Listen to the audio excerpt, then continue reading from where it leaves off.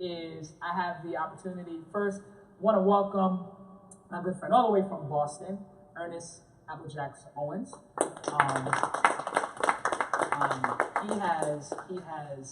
He's. I'm gonna let him talk a little bit, but as we go into this panel, but he has been doing some tremendous things in the industry as way back as far as when he was years old, and it's very good to see exactly where he is right now. And I also want to give a round of applause for my good friend Keyan Penceal, who is over at RCA Inspiration, and also from Will Penn Music. So today our conversation is going to be about the creating longevity in the music industry. And I want to first open this up in a lot of ways. This is, believe me, this is a very comfortable situation, very comfortable conversation. We are in the age of independent artists. And even being in the age of independent artists, there are still what some may call the dinosaurs, known as record labels. They still exist. But even within all that, I think we can all agree that the music industry has changed and evolved throughout the years.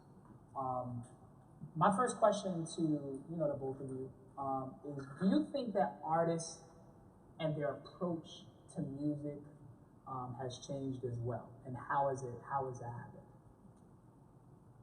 I'm open.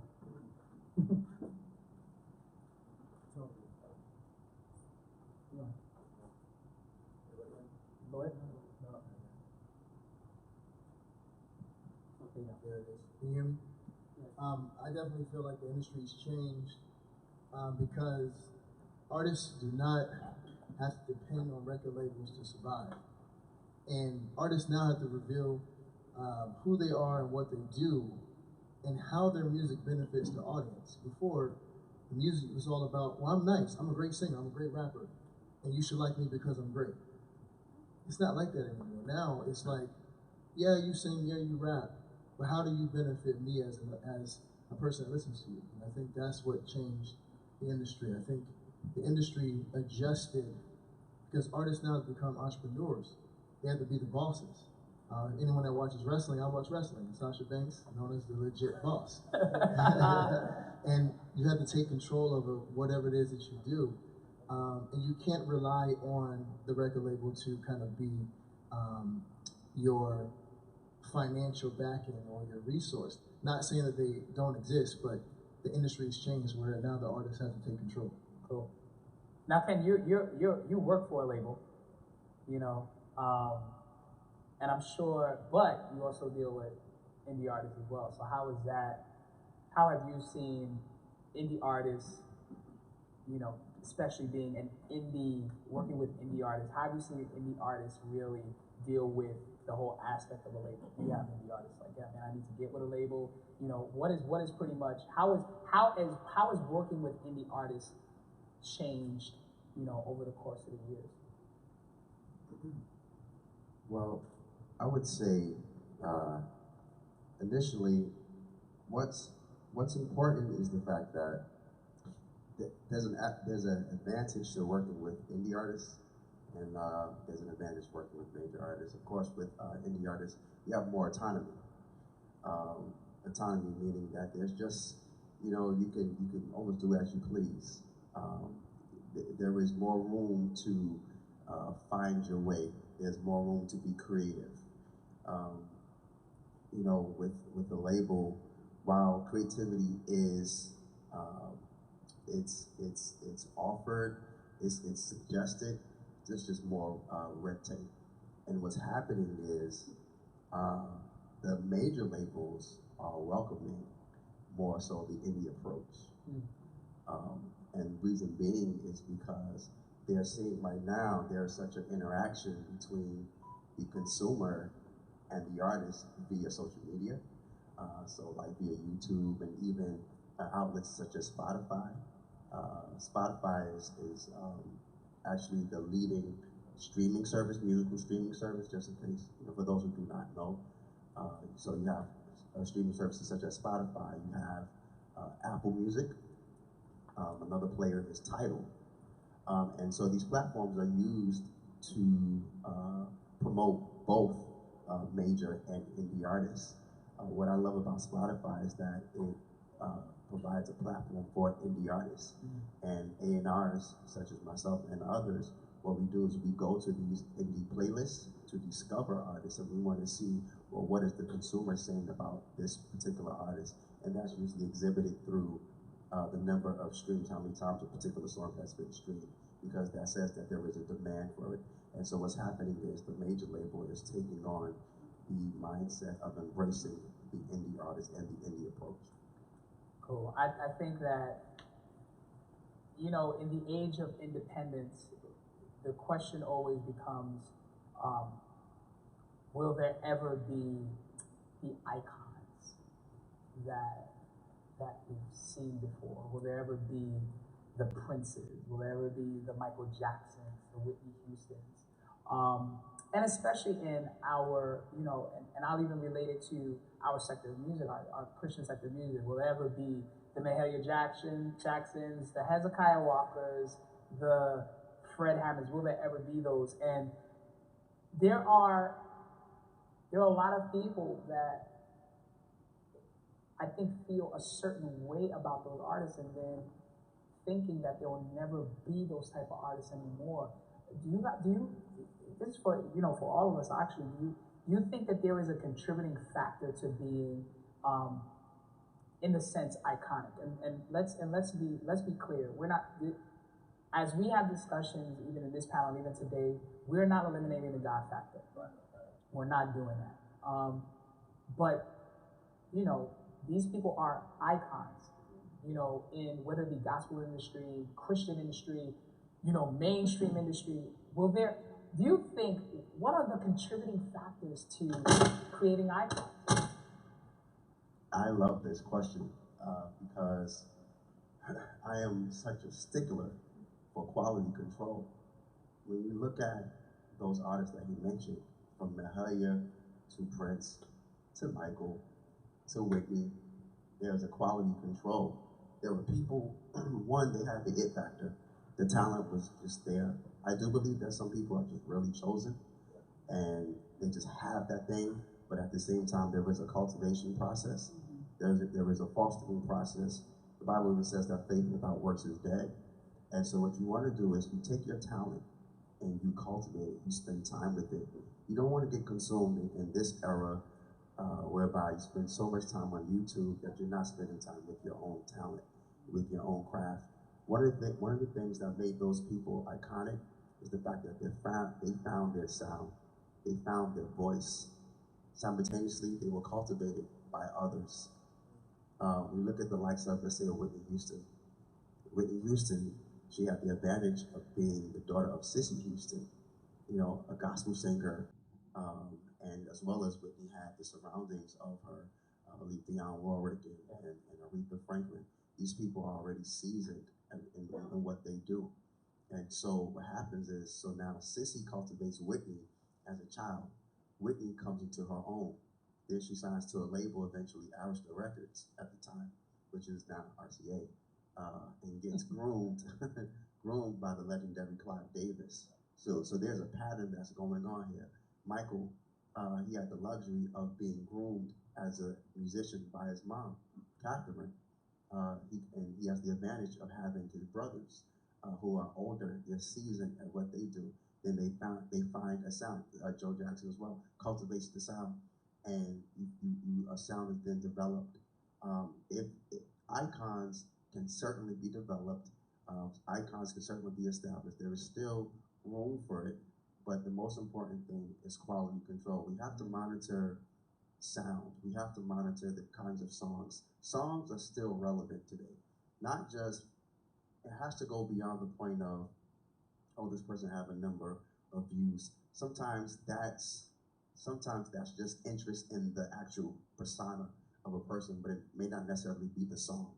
We're in an era now where if you look at downloads and you look at streams, they are indicating how much a person really loves or don't love a song. There you go. You know what I mean? Yeah. And so I believe that icons certainly can still be established.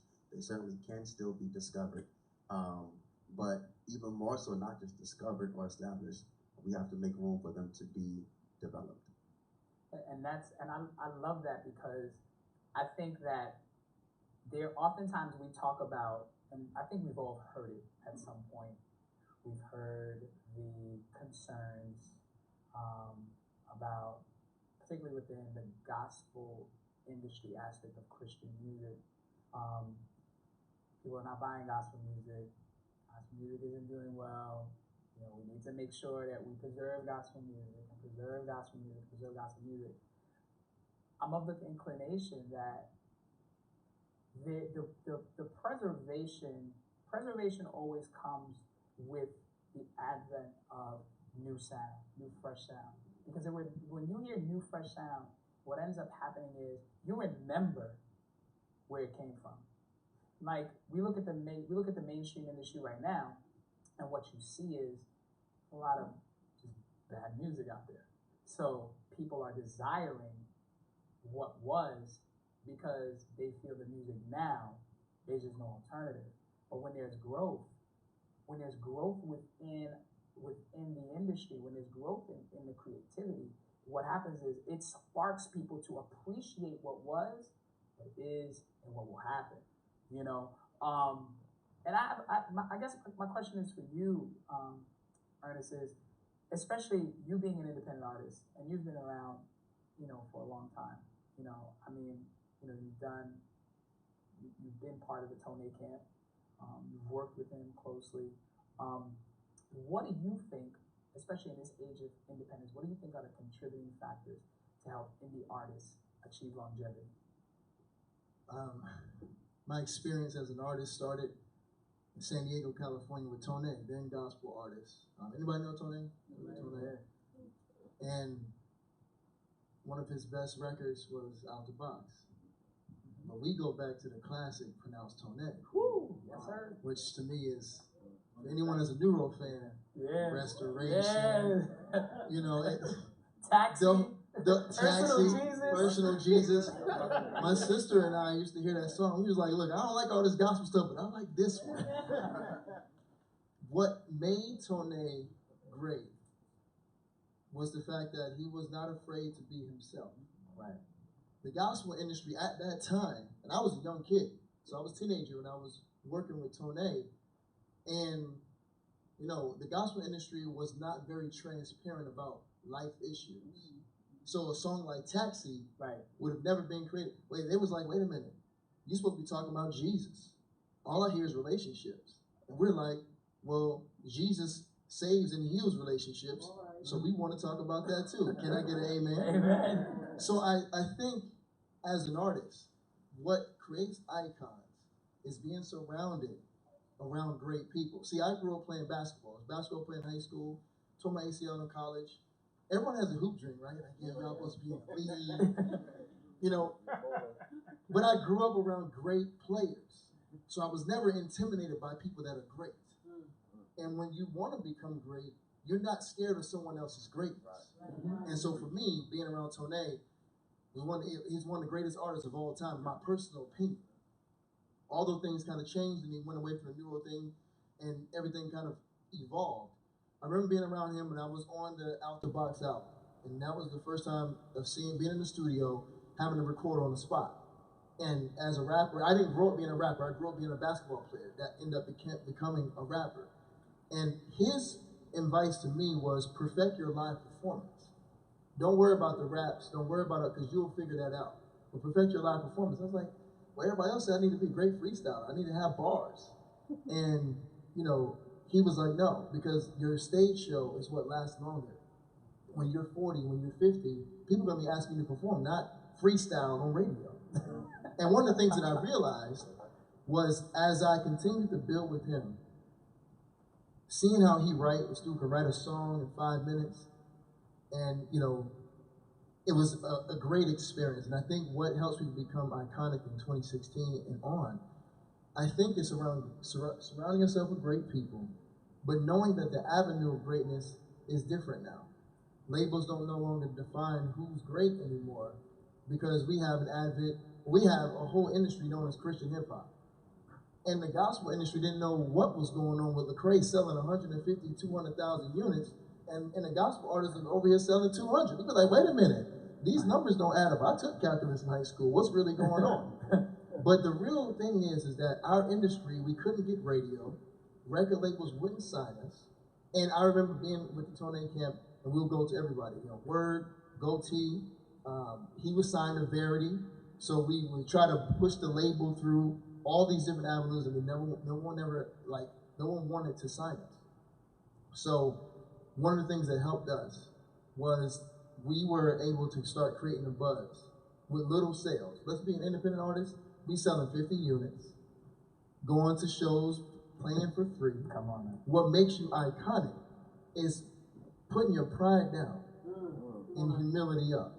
So one of the best ways for me to do it was do a show in front of 200 people, not get paid, not get no gas money, barely can afford Cracker Barrel so I can get a biscuit and some fries. You feel what I'm saying? Like that, those are the things that people don't really know. And now that this is the age of the independent, we now have to do things differently, but still surround ourselves with great people. And I had great examples, even with the fall of New Orleans, and people around the industry wouldn't collaborate with us. They wouldn't want to work with us. They're like, no, we can't work with you guys because you used to work with Tone. And I went through that for 5 years. So talking about the length of time, I was on his records, on the Wild Gospel albums, on soundtracks, and I learned as an artist coming up that you can't depend on someone else's brand in order to become great. And iconic behaviors start with the grind, the hustle, and the humility. And to that leads me to this question. Do you really think that artists really consider their longevity in music? I mean, as an independent artist, I know I I talk to a lot of artists that are really very focused on quote unquote the here and the now. Just dropped the album. Let me tweet it. Let me put it on SoundCloud. Let me let everybody know, and that's it. And it's kind of like, well, we're gonna see what this album does, or we're gonna see what this single does. And obviously, you really have to question what thought are you giving to your longevity in the industry. I mean, are you just making records just for the sake of saying, well, I got a little equipment at my crib, let me just put this together, let's see what happens? Or, what's really happening? Do you think artists really are considering their longevity in the industry? Well, I think a lot of your creative powers come from your subconscious mind. And so a lot of times the creative, most important, and one of the things that I'm learning, I am both a creative as well as a businessman. What you will discover is that most creatives are not business people. And so they're not thinking long term. It's about the moment. When you create, one of the worst things a creative could do is think. Honestly, when you're in the creative moment, that's one of the worst things you can do, because that's where they're dwelling. And so what's most important is that creative will have a business mind, someone that's sound. Let's not just say a business mind, let's a sound mind to say, okay, well, how about this? Because what happens is the minute you release a song, right, for a commercial purpose, you are now entertaining the music business. There you go. Right. That's true. Okay? The minute you release a song, not SoundCloud, iTunes or whatever, you're in the music business. So that means that you should surround yourself with somebody that has business savvy and say, okay, let's look at this project. Let's look at this project right here. We're going to consider the life cycle of this. We want to see, okay, what is the plan behind putting out this song? Is it just to create some noise? Do we have a plan? Is there any kind of strategy? You know what I mean? And that's how you actually build longevity. You know what I mean? You have to have a plan. Without a plan, you're gonna perish. It's a principle. It's scripture. It's without a plan, you're gonna perish. And so what's most important is that a music person, if that's your strength, which is nothing wrong with that. If that's your strength, be honest with yourself. You want to assess your strengths and weaknesses. I remember when I was in college, I went to Baruch College for business, and I recall they introduced us to this analysis called the SWOT analysis. So you have the strength, weaknesses, opportunities, and threats, right? Yeah. And so be honest with yourself and say, okay, well, this is my strength. You know, this is my weakness. You know what I mean? And so I need somebody to come to staff my weakness. And that's what will help. That's good. That's good. My last question, and then I want to, open it up for people who have any questions.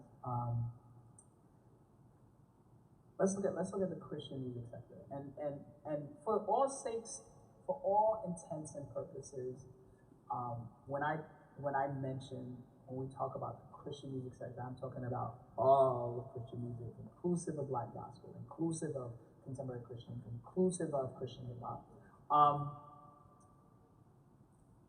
2016, we have the giant Spotify. We have the other giants, iTunes Music, Apple Music. We have Tidal, giant in crisis, but that's another story. We have the building of streaming, and these other cases of new media, YouTube, Vimeo, different platforms. Do you think? And I know Ernest is gonna love this question. Do you think that it's possible for artists to use these channels to establish longevity? Absolutely. I mean, I'll give you a little bit about me.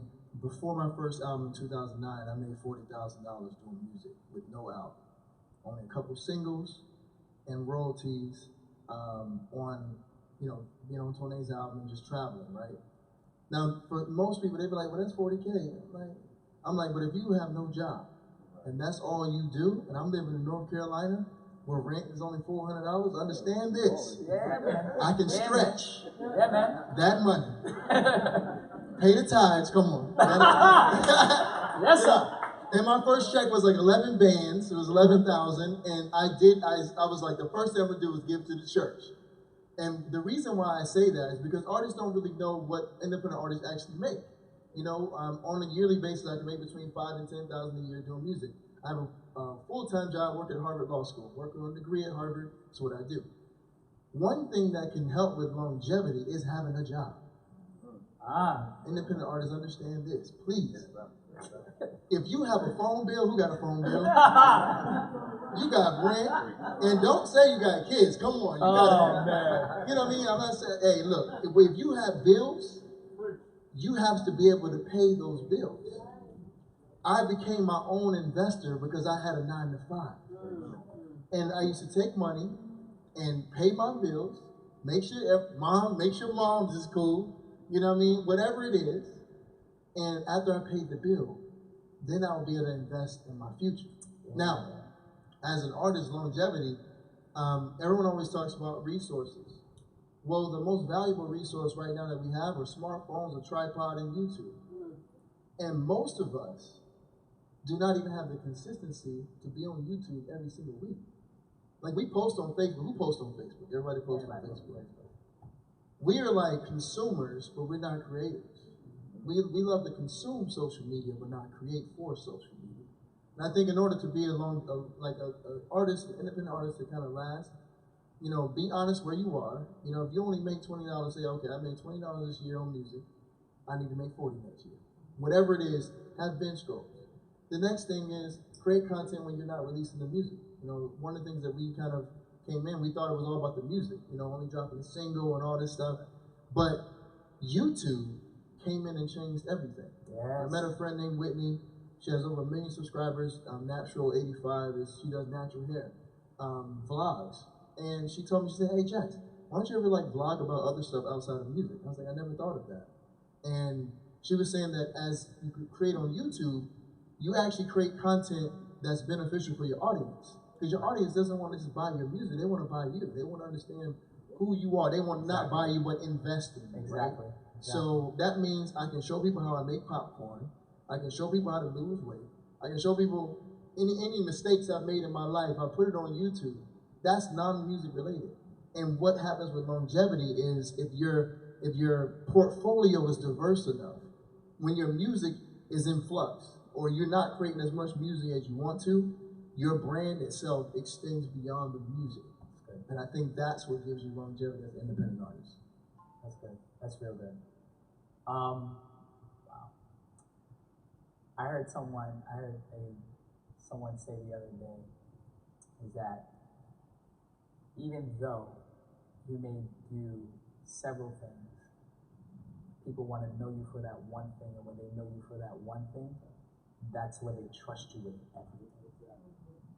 So we all want to make sure that it's not just about, okay, well, buy my record, and then after that happens, you go dark. Nobody knows. Then the questions come, yo, did you hear about what happened to that dude that was talking about his record? I don't know what happened to it. Like, you can't do that. You know, I spoke to an artist the other day who was very adamant about, you know, just feeling like, hey, look, man, you know, I got my record spinning. I'm good. I don't need nothing else. I got my record spinning on the largest metropolitan radio station in the country right now. I'm good. I don't need to. And I said, wow, really? I said, how long do you think your record is going to be in rotation on the largest metropolitan radio station in the country? Like, there's no other artists that are going to be added to that rotation. So I think that that's so impeccable. I want to open up the floor to a couple of questions. If anybody has any questions, please. You have a question in the back? Come on up here then. I have inquisitive children. Come on. Come on, hurry up. No, question.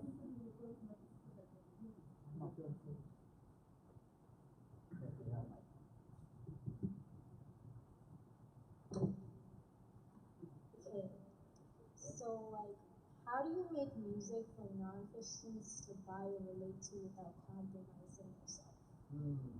Good question. How do you make music for non-Christians without compromising yourself? I'm open, y'all. You know. There's a couple things. Music is about vibes. It's about a feeling. And here's an example.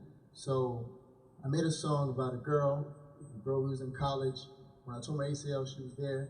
And then all of a sudden, like months into our relationship, you know, she breaks up with me randomly. And I write about it. And as a Christian, now deep Christians would be like, well, I don't hear Jesus. But if this was a conversation with my pastor or with my friend, that's what I would say. So instead of actually creating music, you know, for a particular group of people, I create it for people that have been through the same thing that I've gone through, and I try to offer a solution. And I think that's the best way. If the content is something that's relatable, and it does not compromise the scriptures, you're not promoting sin, and you may, and some people might disagree, but you don't have to always say, well, I was hurt by this girl, but Jesus saved me and helped me out. It don't have to be like that. It can be like, listen, I was hurt, this is what happened, but I love her anyways, and I feel this kind of way.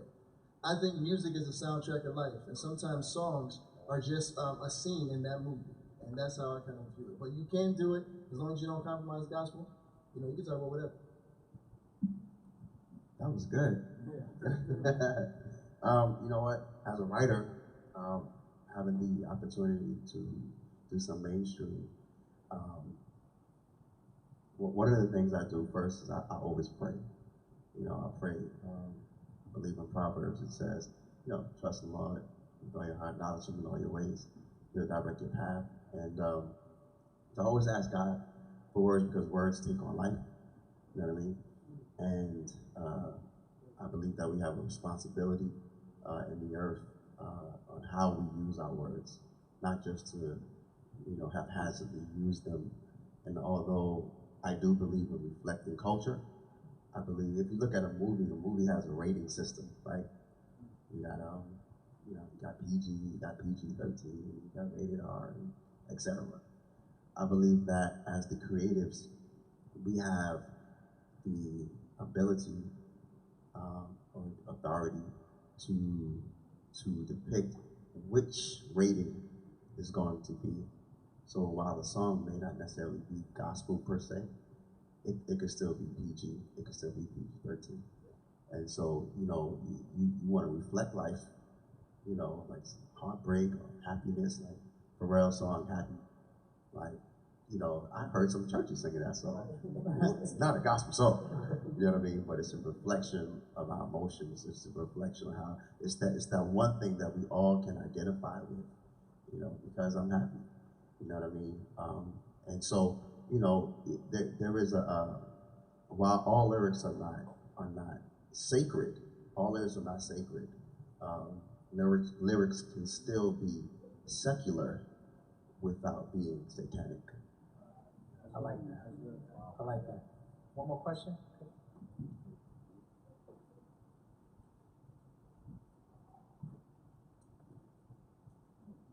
My question is, as you know, 2016, the new music scene, especially for you, how do you feel the A&R position has kind of changed and molded, and how do you see it now as far as being maybe like 10 years or even 5 years ago? How does it switch up to you? How do you kind of view your role differently, or how does like your company or your bosses say, this is how you really should navigate this role now and stuff? I am a true student of the game. Some of the people I've looked up to, and even had the pleasure of meeting, are the likes of L.A. Reid, and even had the pleasure of being in the studio a few times with Sean Combs as one of his right-hand men is my dear brother, Mario Winans. And so Mario, there's no Puff Daddy without a Mario Winans. And he prefers the behind the scenes. You know, everybody knows him for his big song, I Don't Want to Know. Yeah. But a lot of the hits that you heard from Puffy, it was Mario. And so having the privilege of, and it didn't stop with Puffy, it was the likes of Tyra Briggs McGee, who was the head of Verity at the time. And you know, it was so dope to see a female running the #1 gospel label, and she was a true A&R. She actually came from publishing, and it all intertwines because an A&R, a true A&R, they have the knack for hits. They have a knack. They just trust their instinct. They also are able to see a diamond in the rough and clearly see a diamond, of course. I still believe that the old model is still relevant. While there was a great degree of autonomy now in this climate, there's still need for direction. Working for a gospel label, I'm so blessed to sit under my current boss. His name is Joseph Burney. You read a lot of the albums that came out from Verity over the last 20 years, you'll see his name there. Very, very, very smart businessman. You learn the ins and the outs. A&R is not simple. It's not only selecting songs, selecting producers, and finding talent, but it's also navigating, making sure that an artist stays on course with budget, making sure that assets are delivered. Assets meaning like credits. You know what I mean? What's your name, sir? Chris. So if Chris wrote Sold Out, you know what I mean? In order for Chris to get paid, you know, royalties, first of all, I got to make sure that Chris's publishing information is delivered properly, right, and on time. You know what I mean? Because the allocation of funds is distributed on a certain timeline or at a certain timeline.